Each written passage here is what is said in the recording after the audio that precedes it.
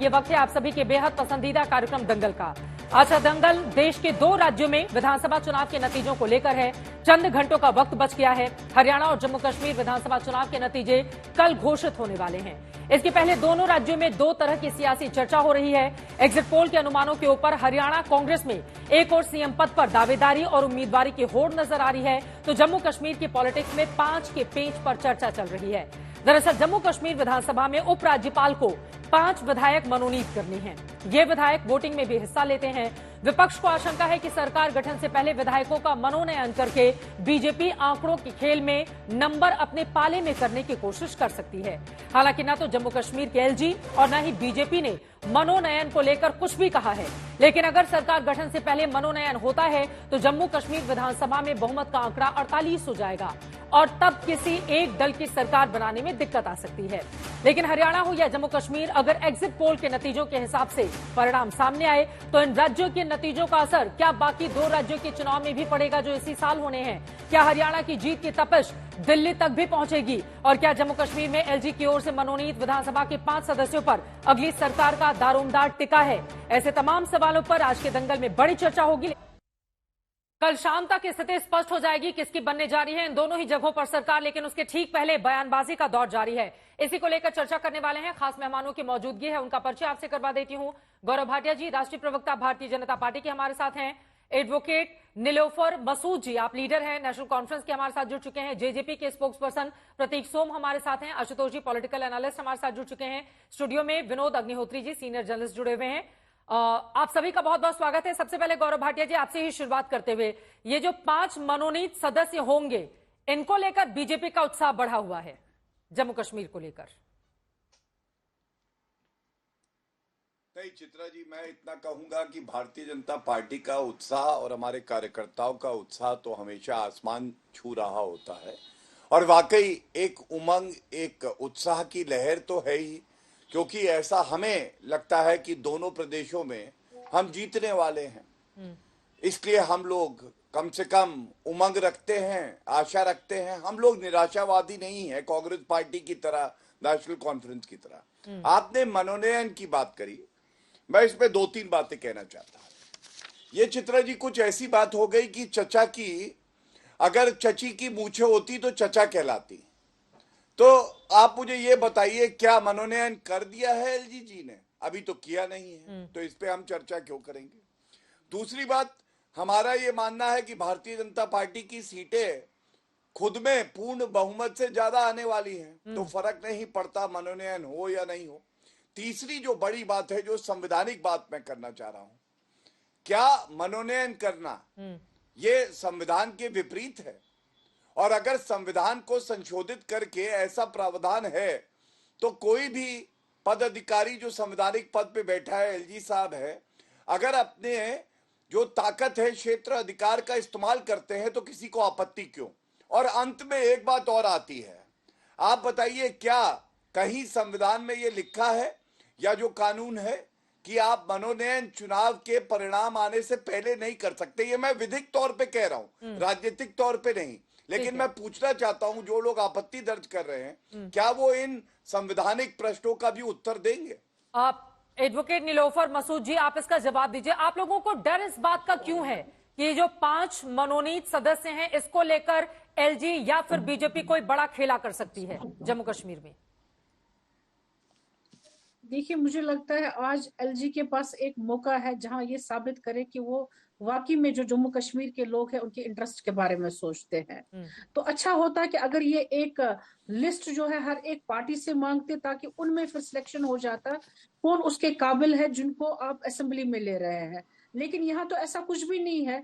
यहाँ हमें पहले ही लग रहा है कि प्रॉक्सी कैंडिडेट्स को आप विधानसभा में ले आ रहे हैं, जहां पर वो आप जो अपनी गिनती है 5 के बाद स्टार्ट करेंगे। तो इसमें तो एक वो प्रॉक्सी स्टेट ऑफ अफेयर्स में लग रहा है कि कोई सेफ नहीं है। यहाँ के लोग जिनको रिप्रेजेंट करेंगे वो सिलेक्टेड लोग होंगे, वो इलेक्टेड नहीं होंगे। तो बेहतर होता कि अगर हर एक पार्टी से एक लिस्ट ले लिया जाता, ताकि हर एक ऐसे लोग जो हर एक जाति और जो भी रिऑर्गेनाइजेशन एक्ट में है उसके हिसाब से उनको सिलेक्ट किया जाता है। लेकिन अनफॉर्चुनेटली आज ये साबित हो रहा है कि जो हमारे माननीय एलजी साहब है, उन्होंने तो किसी से कोई सलाह यहाँ पर की नहीं, बिना सलाह के ही वो अपने सेंटर के लोगों को जो बैठे हुए वहां पर उनको खुश करने के लिए before the results are announce अपने लोगों को लाना चाहते हैं। ठीक है, मैं हरियाणा पे लौटूंगी, लेकिन थोड़ी देर इस पर बातचीत करती हूँ। मुझे लगता है विनोद जी आप एक टिप्पणी कर दे, और उसके बाद हरियाणा पर जब आएंगे तो मैं प्रतीक सोम जी आपके पास आऊंगी, आशुतोष जी भी हमारे साथ मौजूद हैं। विनोद जी, बड़ा ये सवाल है, देखिए एलजी के क्षेत्राधिकार का ये विषय है, और अभी तक जो एग्जिट पोल के आंकड़े भी अगर हम देखें जम्मू कश्मीर के, तो वहां तो नेशनल कॉन्फ्रेंस और कांग्रेस के लिए एक सहज स्थिति है, लेकिन एक डर और बेचैनी भी महसूस हो रही है इन पार्टियों को। क्या समझ में आ रहा है, ये 5 जो मनोनीत हैं, या खेल बिगाड़ सकते हैं क्या? देखिए, अगर इस असेंबली में क्लियर कट मेजोरिटी मिल जाती है किसी को, हाँ। तब तो ये झंझट नहीं रहेगा, वो 5 मनोनीत करें या ना करें। लेकिन अगर हंग असेंबली होती है, त्रिशंकु विधानसभा होती है, और उसके बाद रस्साकसी होती है बहुमत के आंकड़ा छूने के लिए, तब इन 5 का बड़ा महत्व होगा, क्योंकि उनको वोटिंग राइट है, बिल्कुल मतदान का अधिकार है, वो पूरी तरह से उनको सारे अधिकार हैं। पहले भी मनोनीत सदस्य होते थे, लेकिन 3 होते थे वो, और वो उस वक्त जब पूर्ण राज्य था जम्मू कश्मीर, तो वो जो उस समय वहां का मंत्रिमंडल था उसकी संस्तुति पर राज्यपाल करते थे। लेकिन पूर्ण राज्य का दर्जा हटने के बाद जो कश्मीर रिऑर्गेनाइजेशन एक्ट, जो जेएनके रिऑर्गेनाइजेशन एक्ट जो पास हुआ पार्लियामेंट में, उसमें ये 5 नंबर संख्या 5 कर दी गई, और ये अधिकार पूरी तरह से केंद्र सरकार को दे दिया गया। केंद्र सरकार का मतलब उपराज्यपाल के जरिए जो है मनोनयन का अधिकार उनको हो गया। अब संवैधानिक तौर पर गौरव जी ठीक कह रहे हैं कि भाई वो उपराज्यपाल का क्षेत्राधिकार है, उसमें कोई किसी तरह का वो नहीं है। लेकिन यह है कि अगर मान लीजिए यहाँ असेंबली होती है और कश्मीर के जनादेश को लेकर के कोई इस तरह की स्थिति पैदा होती है कि वहां 5 नॉमिनेटेड के जरिए बिल्कुल सरकार बना लेती है बीजेपी, तो निश्चित रूप से इसका ये माना जाएगा कि इस प्रावधान का एक उपयोग भारतीय जनता पार्टी के हक में किया गया है, ये ऐसा मैसेज जाएगा। मुझे लगता है कश्मीर जितना संवेदनशील राज्य है, वहां इस तरह की कोशिश किसी भी दल को नहीं करनी चाहिए, क्योंकि 1987 का अनुभव हमारे सामने है, बिल्कुल जब सलाउद्दीन को हरा दिया गया था, और आज वो सलाउद्दीन पूरे भारत के लिए नासूर बन के बैठा हुआ है जम्मू कश्मीर में। तो जम्मू कश्मीर की भावनाएं लोगों की, उनका सम्मान केंद्र सरकार भी करे, दूसरी पार्टियां भी करे, नेशनल कॉन्फ्रेंस भी करे, कांग्रेस पार्टी भी करे, क्योंकि ये देश हित में है। देश में जम्मू कश्मीर के का जो जनादेश आए उसका सम्मान सभी को करना चाहिए। जनादेश जो भी आए उसका सम्मान होना चाहिए। लेकिन यहाँ पर तो निर्मल सिंह जी मानकर बैठे हुए हैं कि हमारी 36 के आसपास सीटें आएंगी और उसके बाद निर्दलियों के समर्थन से हम बना लेंगे सरकार। आशुतोष जी, एक आपकी टिप्पणी हो जाए, उसके बाद में फिर मैं हरियाणा के मुद्दे पर लौटूंगी। यहाँ पर जो निर्दलीय हैं उनकी भी भूमिका बहुत बड़ी रहने वाली है। खबर आई कि कांग्रेस पार्टी के नेता इंजीनियर रशीद से अब अपने ताल्लुकात बढ़ाने लगे हैं। दूसरी तरफ जानकारी आ रही है कि नेशनल कॉन्फ्रेंस के नेताओं की ओर से अब कहा जा रहा है कि पीडीपी भी हमारे साथ है, कश्मीर की तरक्की की राह में ये सारी पार्टियां साथ में आगे बढ़े। तो क्या समझ में आ रहा है आशुतोष जी? देखिए चित्रा जी, 2 चीजें हैं। सबसे पहली बात तो ये कि भारत सरकार ने जिस तरीके से जम्मू कश्मीर के अंदर चुनाव हुआ है, उससे भारत का मान पूरी दुनिया में बढ़ा है। बिल्कुल। जो तमाम तरीके के लोग तमाम तरीके के संदेह कर रहे थे, आशंकाएं जता रही थी कि भाई जम्मू कश्मीर तो एक कॉन्फ्लिक्ट जोन है और कॉन्फ्लिक्ट जोन के अंदर चुनाव नहीं हो सकता, वहां लोगों के मताधिकार का हनन किया जा रहा है, तो उन सारी आशंकाओं को भारत के लोगों ने, भारत की सरकार ने, इलेक्शन कमीशन ने निर्मूल साबित किया। जितने बड़े पैमाने पर यहाँ पे वोट पड़ा है, उससे इस बात को बल मिलता है कि कश्मीर के लोग भारत के साथ हैं और वो भारत की चुनावी प्रक्रिया में उनको विश्वास है। इस संदर्भ के अंदर जो हमें अब जो नतीजे इसके आ रहे हैं, उस नतीजे में अगर जरा सी भी हेरफेर करने की कोशिश की जाएगी तो अंतर्राष्ट्रीय स्तर पर इसका बहुत गलत मैसेज, बड़ा गलत संदेश जाएगा। क्योंकि कश्मीर एक बहुत ही संवेदनशील मसला है, जैसा कि विनोद जी ने कहा है। अगर भारतीय जनता पार्टी को 48 सीटें मिलती हैं और सरकार बनाती है तो वेल एंड गुड, उनको मुबारकबाद दी जानी चाहिए। और अगर उनको नहीं मिलता है तो मुझे नहीं लगता किसी तरीके से तोड़फोड़ करके सरकार बनाने की कोशिश करनी चाहिए। और यह बात नेशनल कॉन्फ्रेंस कांग्रेस पार्टी पर भी उसी तरीके से लागू होती जैसे भारतीय जनता पार्टी के ऊपर।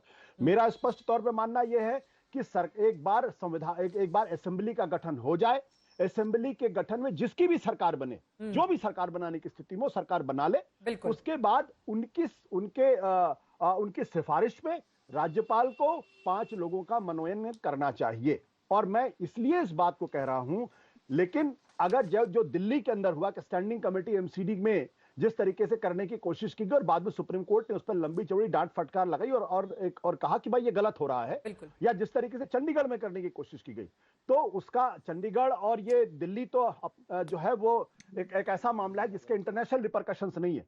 लेकिन जम्मू कश्मीर में छोटी सी भी खबर एक बहुत बड़ी खबर बनेगी और ग्लोबल लेवल पे भारत को उसका नुकसान हो सकता है, जो बहुत अच्छी प्रेस्टीज, बहुत अच्छी समझ पूरी दुनिया में हुई है कि धारा 370 हटाने के बावजूद भी जम्मू कश्मीर में आप स्वच्छ साफ सुथरे चुनाव करा सकते हैं। चुनाव हुए, लोगों ने हिस्सा लिया है, उससे भारत का मान बढ़ा, उस पर कमी नहीं आनी चाहिए। और ये बड़ी बात है कि 30 सालों में जम्मू कश्मीर में पहली बार ऐसा हुआ है जब वहां पर चुनाव के बहिष्कार का ऐलान नहीं हुआ और लंबी लंबी कतारों में लोग शामिल होकर वहां पर चुनाव का हिस्सा बनते हुए नजर आए। आप अपनी टिप्पणी करते हैं, उसके बाद मैं एक बहुत छोटी सी उदाहरण देना चाहूंगा। 2003 में जम्मू कश्मीर में चुनाव हुए थे, तब त्रिशंकु विधानसभा आई थी और स्थिति ये थी कि राष्ट्रपति शासन भी लगाया जा सकता था, कि कोई सरकार बनने की जरूरत नहीं थी।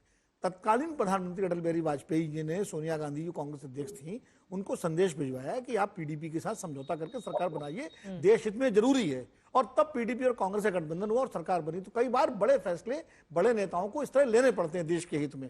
ये मेरा कहने का मतलब है कि कश्मीर में सरकार बनाना ज्यादा जरूरी है, कश्मीर के जनादेश का सम्मान। मैं कुछ कहना चाहता हूं। हाँ गौरव भाटिया जी, आप बोल लीजिए, फिर नीलोफर जी के पास में जाऊंगी। वो कह रहे हैं कि कश्मीर के जनादेश का सम्मान करना यह सर्वोपरि होना चाहिए क्योंकि दुनिया की निगाह कश्मीर पर रहती है। गौरव भाटिया जी। देखिए, विनोद जी ने बहुत अच्छी बात कही और मैं पूर्णतः उससे सहमत हूं। उन्होंने कहा जनादेश का सम्मान होना चाहिए, और विनोद जी जानते हैं कि उनका जो अपना अनुभव है, भारतीय जनता पार्टी चुनाव जीतती है और कभी कभी चुनाव हारती भी, लेकिन हम लोग जनादेश का सम्मान हमेशा करते हैं विनोद जी। और हम लोग कहते हैं कि हम सराखों पे रखते हैं जो जनता का फैसला है। लेकिन ये जनादेश का सम्मान होता है क्या? जब कांग्रेस हारती है तो कहती है ईवीएम खराब है, ये तो जनादेश का सम्मान नहीं होता है।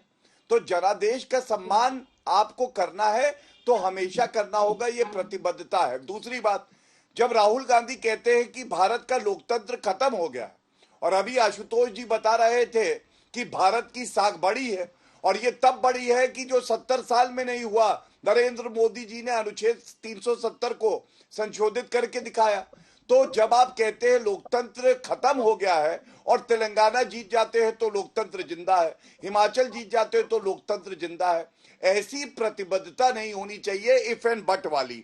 और मैं नेशनल कॉन्फ्रेंस की प्रवक्ता को सुन रहा था, मैं उनसे इतना ही कहूंगा, लिस्ट मांगी जानी चाहिए, वो कह रही हैं। अभी तो ये ऐसा कुछ मेरी तो समझ में है नहीं कि कुछ हो रहा है, लेकिन एक बात बताइए, इनकी लिस्ट में होगा कौन? इनकी लिस्ट में तो आतंकी होंगे। आतंकियों को ये अपना सब कुछ मानते हैं। पत्थरबाज होंगे जो हमारी सेना पे पत्थर चलाते हैं, जो उपद्रवी हैं वो होंगे, क्योंकि इनके नेताओं ने कहा है। बीच में नहीं, चित्रा जी बीच में ना बोलो। नीलोफर जी मैं आ रही हूँ, आपकी बात उनकी बात पूरी हो जाए उसके बाद में आ रही हूँ। ठीक है, मैं आ रही हूँ नीलोफर जी, मैं आ रही हूँ, अपनी बात पूरी कीजिए जल्दी। मैं अपनी बात पूरी कर लूं। हाँ बोलिए। धन्यवाद। देखिए, इनके मैनिफेस्टो में ये लिखा हुआ है कि ये बहाल करेंगे अनुच्छेद 370 को। कांग्रेस इनका साथी है। सर्वोच्च न्यायालय कह चुका है जो संशोधन हुआ वो संवैधानिक था अनुच्छेद 370 में। तो आज Congress party, national conference, PDP, ये लोग खड़े कहां हैं? ये तो भारत के विरोध में खड़े हैं, सर्वोच्च न्यायालय और संविधान के विरोध में खड़े हैं। क्या ये प्रश्न नहीं पूछा जाएगा? ठीक है नीलोफर जी, आप जवाब दे दीजिए उनकी बातों पर। देखिए गौरव जी, आपको पता होना चाहिए आप किस पार्टी के खिलाफ बोल रहे हैं। ये वही पार्टी है जिसने अपनी जानें जो है निछावर की है हजारों में। यहाँ पर इनके वर्कर्स है जिन्होंने अपनी जान निछावर की है। आज आप उनको देशद्रोही कह रहे हैं। ये बहुत ही कंडेमनेबल और ऑब्जेक्शनेबल स्टेटमेंट है जो आप इस वक्त कह रहे हैं। आपको सम्मान करना चाहिए उन लोगों का जिन्होंने अपनी जानें जो है इस देश के लिए न्यौछावर की हुई है। नंबर 1। नंबर 2, जो एलजी साहब है ये सिर्फ एक पॉलिटिकल पार्टी को रिप्रेजेंट नहीं कर रहे हैं। अगर किसी को उनको अपॉइंट नहीं करना है, किसी को उनको सिलेक्ट नहीं करना है, एक स्टेटमेंट आनी चाहिए एलजी साहब से कि भाई नहीं, कल को जो असेंबली आएगी उन्हीं का अधिकार होगा, वो चुनेंगे 5 लोगों को। अगर वह भी नहीं है तो फिर आप सब पॉलिटिकल पार्टीज को एक मीटिंग बुलाइए, उससे क्या आपकी लिस्ट पर कौन है। आप ये नहीं कह सकते पत्थरबाज होंगे, आतंकवादी होंगे, उनका समर्थन कौन करता आया है, क्या करता आया है, वो हम सबको पता है। आप ये मत बोलिए किसी पर आप निशाना नहीं ताके। और दूसरी बात, रिगिंग, इस चीज को पॉलिटिकल रिगिंग कहेंगे जब आप अपने 5 लोगों को लाकर अपनी गिनती 6 से स्टार्ट करेंगे, क्योंकि आपको लगता है, अच्छी तरह मालूम है कि आप बहुमत में आ नहीं सकते। अब दूसरों को प्रेशराइज करने के लिए और उस बहुमत को गलत तरीके से, रिगिंग के तरीके से, पॉलिटिकल रिगिंग के तरीके से उनको लाकर आप यहाँ पर किसी भी तरीके से हुकूमत बनाना चाहते हो। दूसरी चीज, तीसरी इंपॉर्टेंट चीज, आपने यहाँ पर फॉरेन एनवॉय को लाया, उनको ये कहा फ्री और फेयर इलेक्शंस हो गए। यहाँ पर आप उनको क्या कहेंगे उस वक्त? और देश से बाहर रहने वाले लोगों को कौन सा मुंह दिखाएंगे? हम ये कहेंगे कि हमने बल्कि सिलेक्शन यहाँ पर किया। आपको इस चीज का एहसास होना चाहिए। जो लोग आज जी, वो तो देश की संसद में भी कुछ लोगों का मनोनयन होता है। ठीक है, आपकी बात समझ में आ गई, लेकिन मुझे लगता है कि देश की संसद में भी कुछ लोगों का मनोनयन होता है, ठीक है, और उसका क्षेत्राधिकार होता है। वैसे ही एलजी को वो क्षेत्राधिकार वहां के संविधान ने, देश के संविधान ने देकर रखा हुआ है। ठीक है, अब थोड़ा आगे बढ़ते हुए हरियाणा पर भी चर्चा कर लेते हैं, लेकिन बड़ी बात आपकी ओर से कही गई है। हरियाणा को लेकर जब से एग्जिट पोल के आंकड़े सामने आए हैं, उसके बाद कांग्रेस पार्टी किस तरह से उत्साह से भरी हुई है, लेकिन बीजेपी भी हार मानने को तैयार नहीं है। नेताओं के बयान सुनते हैं, उसके बाद चर्चा में आगे बढ़ेंगे। जो भी है, एस्पिरेशंस होती हैं, उम्मीदें होती हैं पार्टी से, हाईकमान से, तो ये सब चीज़ें हैं जो पब्लिक डोमेन में हैं। इन बातों को, चाहे आप दलित की बात करें, चाहे आप महिला की बात करें, या कोई भी बात करें आप, ये सब बातें हैं जो लोगों की उम्मीदें भी होती हैं। तो इसमें कोई शर्म की बात भी नहीं है, पीछे हटने की भी बात नहीं है, और बहुत ज़्यादा आगे दिखाने की भी बात नहीं, क्योंकि ये सब बातें हैं, पब्लिक डोमेन में है और हाईकमान के संज्ञान में है। लेकिन सब चीजों का फैसला देखते हुए हाईकमान अपने विवेक से करेगा। मुख्यमंत्री कौन होगा? मुख्यमंत्री को लेकर बड़ा सवाल है। कोई सवाल नहीं है, कांग्रेस में कोई सवाल नहीं होता है। मुख्यमंत्री का सवाल ये है कि विधायकों के मत जाने जाएंगे और हाईकमान फैसला करेगी। जिसको फैसला होगा सबको मान्य होगा। क्या भूपेंद्र सिंह हुड्डा हैट्रिक मारते हुए बतौर सीएम दिखते नजर आ रहे हैं? और भूपेंद्र सिंह हुड्डा की पसंद कौन है बतौर कांग्रेस का मुख्यमंत्री? अगर आपसे पार्टी नेतृत्व बतौर वरिष्ठ नेता पूछती है कि आपकी पसंद कौन है, कौन होना चाहिए मुख्यमंत्री? जिन सवालों को कोई औचित्य नहीं होता उनका जवाब नहीं देता। नौजवानों को मौका देंगे क्या? सर, हैट्रिक लगाने को तैयार है या टायर्ड नहीं है? मैं क्या लगता हूँ आप?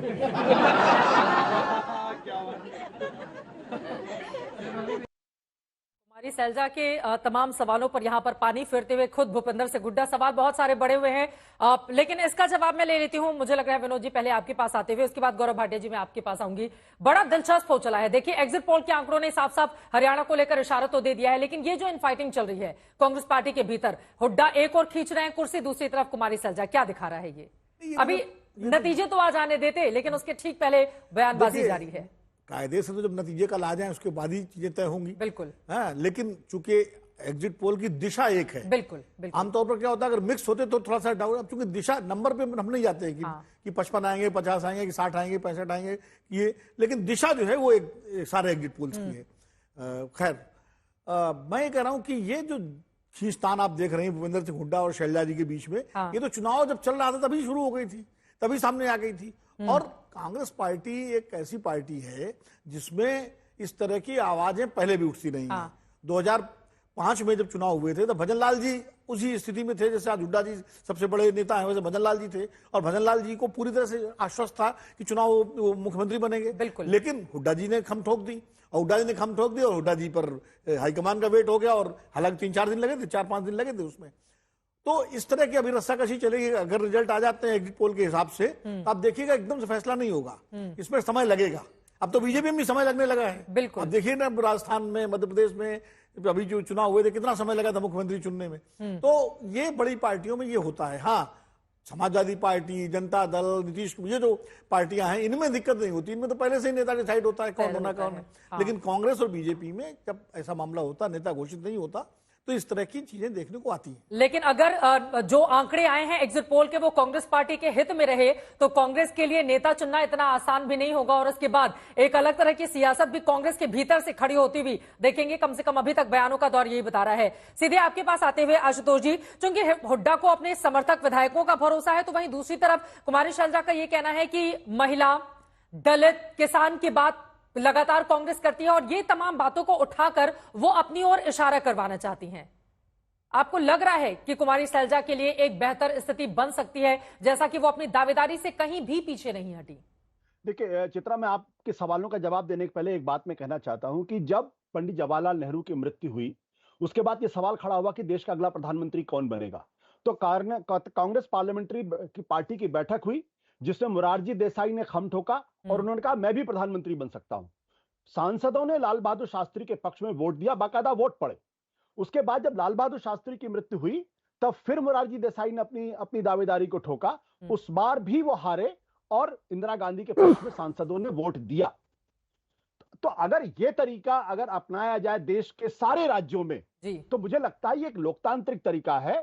हर नेता को जो उसको लगता है कि प्रधानमंत्री या मुख्यमंत्री बनने के लायक है या काबिल है या बनना चाहिए, उसको अपनी दावेदारी चुनाव के पहले भी ठोकनी चाहिए, चुनाव के बाद भी ठोकनी चाहिए। और एक बार विधायकों का फैसला हो जाए तो फिर सम्मानजनक तरीके से उसको मानकर जिसको विधायक चुने उसको अपना नेता मान लेना चाहिए और उसको प्रधान। यही चीज अगर आप देखें तो विश्वनाथ प्रताप सिंह का भी जब चयन हुआ था उस वक्त भी 1989 में इसी को फॉलो किया गया।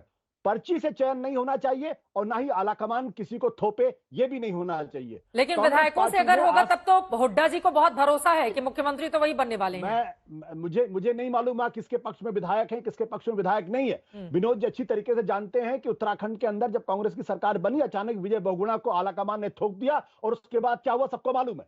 जबकि हरीश रावत उस वक्त विधायकों की पसंद थे। बिल्कुल। तो जो भी विधायकों की पसंद हो, अगर कांग्रेस पार्टी ये चाहती है कि देश के अंदर उनकी पार्टी के अंदर लोकतंत्र रहे और लोग उसका सम्मान करें, तो पर्ची से किसी के अचानक एक पर्ची मिल गई, उस पर कोई नाम लिखा हुआ है, सारे विधायकों को दे दिया गया और उसके बाद ये कहा जा रहा है कि आप मुख्यमंत्री बन जाए। अगर ऐसा करेंगे तो लोकतंत्र का भी अपमान होगा और इससे लोकतांत्रिक प्रक्रिया भी अफेक्टेड होगी। बिल्कुल, ये बड़ी बात आप कह रहे हैं। गौरव भाटिया जी, मैं आपके पास आऊंगी। बीजेपी में एक अलग तरह की उदासी देखने को मिल रही है, इस सवाल का जवाब आप दीजिएगा। लेकिन प्रतीक सोम बहुत देर से हमारे साथ जुड़े हुए हैं, एक जल्दी से उनकी टिप्पणी ले लेती हूं। अब जेजेपी न 3 में न 13 में कहीं दिखाई नहीं दे रही है। पिछली बार उसकी भूमिका कितनी बड़ी थी, तो इस बार ये जो एग्जिट पोल के आंकड़े हैं इसको लेकर किस तरह से आप लोग आगे बढ़ रहे हैं? प्रतीक सोम जी। चित्रा जी, मैं इस बात को तो मानता हूं कि एग्जिट पोल्स कुछ सीट्स को लेके इंडिकेटिव तो हैं, लेकिन पिछली बार के अगर आप एग्जिट पोल उठा के देखेंगे तो जेजेपी को 90% एग्जिट पोल ने एक सीट दी थी। क्योंकि साइलेंट वोटर हमारे लिए वोटिंग करता है, इसीलिए हम काफी कॉन्फिडेंट हैं कि हम पिछली बार जितनी परफॉर्मेंस जरूर लेकर आएंगे। लेकिन हाँ, मैं इस बात को एडमिट करता हूं कि पिछली बार सत्ता में आने के बाद जो बीजेपी के साथ जाने का जेजेपी को नुकसान हुआ वो एक एक्सेप्टेड फैक्ट है। जो इन्होंने लगभग 9.5 साल एक अनपॉपुलर सीएम को हेड ऑफ द स्टेट बनाकर रखा और लास्ट में जो बिल्कुल एक पैनिक सिचुएशन के अंदर एक नायब सिंह सैनी जी को लाया गया, वो सबको पता है कि इतना अनपॉपुलर सीएम होने के बाद आपका जो एक राजनीतिक जो पटल था वो खिसक चुका था और उसका कॉन्सिक्वेंस हमारे ऊपर भी आया। इस बात को मैं एक्सेप्ट करता हूं। लेकिन हमने जो काम किए चित्रा जी, जिस हमारा जो रीजन था सत्ता में बीजेपी का साथ देने का और भागीदार बनने का, वो ये था कि जो मैनिफेस्टो में दुष्यंत चौटाला जी ने गांव-गांव जाके जो प्रॉमिस किए थे, जिसके अंदर लगभग उस टाइम में जो असंभव सा लगने वाला 75% रोजगार आरक्षण कानून था, उसको रियलिटी बनाना वो दुष्यंत जी ने किया। उसके बाद जो हमारा एक हरियाणा के अंदर हमेशा एक वुमेन इग्नोरेंस रही है, खासकर वो जेंडर रेशियो को लेके हो या वुमेन रिप्रेजेंटेशन को लेके हो, उसके अंदर 50% महिलाओं को जो रोजगार, जो पंचायती राज के अंदर आरक्षण देना था, वो बीइंग पंचायती राज मिनिस्टर दुष्यंत चौटाला ने उसको रियलिटी बनाया, कानून बनाया। आज गांव-गांव के अंदर अगर आप जाके पूछेंगे तो सरपंच हमारी महिलाएं हैं, हमारी बहनें हैं, हमारी माताएं हैं। जो ग्राउंड के ऊपर जो काम किया है उसका जरूर इसके अंदर हरियाणा चेंज देखेगा। हालांकि सेंटिमेंट हमारे अगेंस्ट था, हमने, लेकिन हमारे पार्टी के वर्करों ने अपने जो हमारे गढ़ हैं उसके ऊपर बहुत मेहनत की है। रिजल्ट जो भी आएगा वो ठीक है, लेकिन we are not shying away from accepting this fact कि बीजेपी का साथ देने से हमको नुकसान हुआ और इस बात के लिए दुष्यंत चौटाला ने खुलेआम एक पब्लिक प्लेटफॉर्म पे भी, मीडिया के प्लेटफॉर्म पे भी ये स्टेटमेंट दी है कि ये this was a political mistake that we did. जब दुष्यंत चौटाला की विधानसभा इलाके में मैंने ग्राउंड रिपोर्टिंग की थी तो लोगों का ये कहना था कि 4.5 सालों तक इनको एहसास नहीं हुआ, और आखिरी के जब 6 महीने बाकी रह गए और उनको पता चल गया कि इससे बड़ा नुकसान हो सकता है, फिर उन्होंने बीजेपी से रिश्ते तोड़े। तो ये भी एक फैक्टर है। इसके पहले कि मैं आगे बढ़ूं, दुष्यंत चौटाला की जो विधानसभा है, इस बार बड़ी त्रिकोणीय लड़ाई वहां पर देखने को मिल रही है, क्योंकि निर्दलीय बहुत मजबूती से लड़ रहे हैं। ऐसे में मैं आ रही हूं सर, आप मेरी बात सुन लीजिए। मैं उस इलाके में गई और मुझे बहुत दुख के साथ ये बोलना पड़ा है कि 3 घंटे की दूरी पर हरियाणा का वो हिस्सा जहां से पूर्व डिप्टी सीएम आते हैं, वहां पर महिलाओं को नहर के गंदे पानी से अपने घर के कपड़े धोने पड़ते हैं, और वो बहुत अच्छे घर की महिलाएं हैं, कॉलेज में पढ़ने वाली लड़कियां हैं। जब लाइन से वो बैठकर वहां पर गंदे पानी से कपड़े धोते हुए दिखाई देती हैं तो उनके ऊपर दया आती है। तो प्लीज जो भी, जिसकी भी सरकार बने, कम से कम ये जो पानी की समस्या अलग अलग हिस्सों में है उसको गंभीरता से सोचे और दूर करने का प्रयत्न करे। गौरव भाटिया जी, अब मैं सीधे आपके पास आते हुए, अब एग्जिट पोल के आंकड़ों, ठीक है, बोलिए प्रतीक जी, बोलिए प्रतीक जी, क्योंकि मैं होकर आ रही हूं और मैं बहुत हैरान थी कि डिप्टी सीएम का इलाका ऐसा कैसे हो सकता है। प्रतीक जी, बहुत हैरानी की बात है, क्योंकि जो जल की जो समस्या है हरियाणा, दिल्ली और यूपी जैसे राज्यों में नहीं है। हमारे यहाँ गांव-गांव के अंदर भी पानी डायरेक्ट पहुंचता है, पहली बात। दूसरी बात, उचाना विधानसभा जहां से दुष्यंत चौटाला जी आते हैं, देखिए लोगों के अंदर गुस्सा जरूर था, क्योंकि आप एक बात अप्रिशिएट करें। अब उस पर नहीं जाते हुए गौरव भाटिया जी की मैं एक टिप्पणी ले लेती हूँ, फिर आप अपनी बात पूरी कीजिएगा। गौरव भाटिया जी, अब क्या स्थिति है भारतीय जनता पार्टी के लिए हरियाणा में? उदासी है? चित्रा जी, मैंने सुना आपने अभी अभी अपने स्टूडियो में एक उदासी मीटर लगवाया है और आपको ये पता चल गया है कि भाजपा उदासीन है।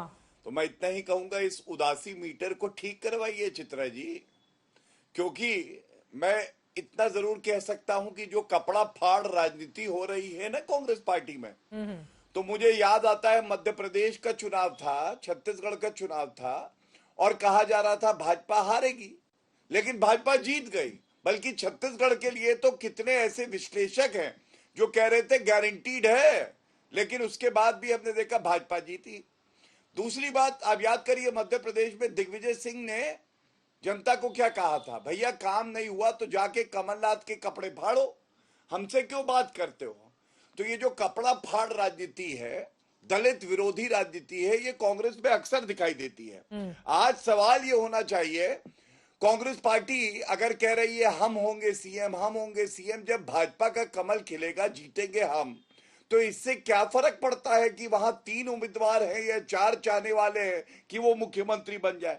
और सवाल ये जरूर पूछिएगा जब आपको कांग्रेस का प्रवक्ता मिले, ईवीएम ठीक है या खराब है, क्योंकि एक दिन पहले ही पता चल सकता है कि कांग्रेस पार्टी जो इलेक्शन कमीशन ऑफ इंडिया है उसका सम्मान करती है, ईवीएम का सम्मान करती है कि नहीं, वरना हार जाएंगे जब कल तो कहेंगे ईवीएम खराब है। इंतजार करना होगा कल के आंकड़ों को, लेकिन 12-14 घंटे बहुत ज्यादा वक्त बचा नहीं है। ये बड़ी बात आपने कही है। ठीक है, ठीक है, जाना चाहती है, ठीक है। उदासी मीटर कोई नहीं लगा हुआ है, स्टूडियो में सबके चेहरे खिले हुए हैं। जल्दी से आपने कहा था भाजपा वालों में उदासी। गौरव जी, आपकी बात में एक फैक्चुअल संशोधन में करना चाहूंगा कि आज तक और एक्सिस बैंक इंडिया का पोल जो था वो 160 से ज्यादा सीटें मध्य प्रदेश में दे रहा था 2000, बिल्कुल 18 के इलेक्शन में जब छत्तीसगढ़ की स्थिति, ये बिल्कुल सही बात है कि छत्तीसगढ़ में कांग्रेस पार्टी को एज दिख रहा था, लेकिन बाद में। अब लौट आते हैं एक बार फिर से जम्मू कश्मीर पर, क्योंकि रविंद्र रैना जी जो कि प्रेसिडेंट हैं जम्मू कश्मीर बीजेपी के, वो हमारे साथ लाइव जुड़ चुके हैं। रविंद्र जी, बहुत स्वागत है आपका आज तक पर। और ये जो उत्साह है वो कहां से आ रहा है? मतलब 5 लोगों का मनोनयन होगा, इसके जरिए भारतीय जनता पार्टी कमाल कर जाएगी, ऐसे बड़े बड़े ख्वाब आप लोग देख रहे हैं, पूरे होंगे क्या रविंद्र रैना जी? भारतीय जनता पार्टी को जो जन समर्थन इन चुनावों में जनता की ओर से मिल रहा है, उससे पूरे जम्मू कश्मीर में खुशी है। रही बात 5 नॉमिनेटेड एमएलएस की, जिस ओर आपने इशारा किया है, वो तो संवैधानिक प्रक्रिया से होगा, जो हमारे कानून में है, जो देश के संसद ने पास करके कानून बनाया है, जो रीऑर्गेनाइजेशन एक्ट में है, वो उसी हिसाब से होगा। अब चूंकि कांग्रेस और तमाम विपक्षी पार्टियों को लगता है कि जम्मू कश्मीर में उनकी जमानतें जब्त हो रही हैं। कांग्रेस को इस बात का आभास है कि जम्मू कश्मीर में उसकी सियासी जमीन खिसक चुकी है। इसलिए प्रोपेगेंडा करना, साजिश करना, इस प्रकार से अफवाहें फैलाकर राजनीति करना, यह कांग्रेस की पुरानी आदत है। 5 नॉमिनेटेड एमएलए संवैधानिक तरीके से होंगे।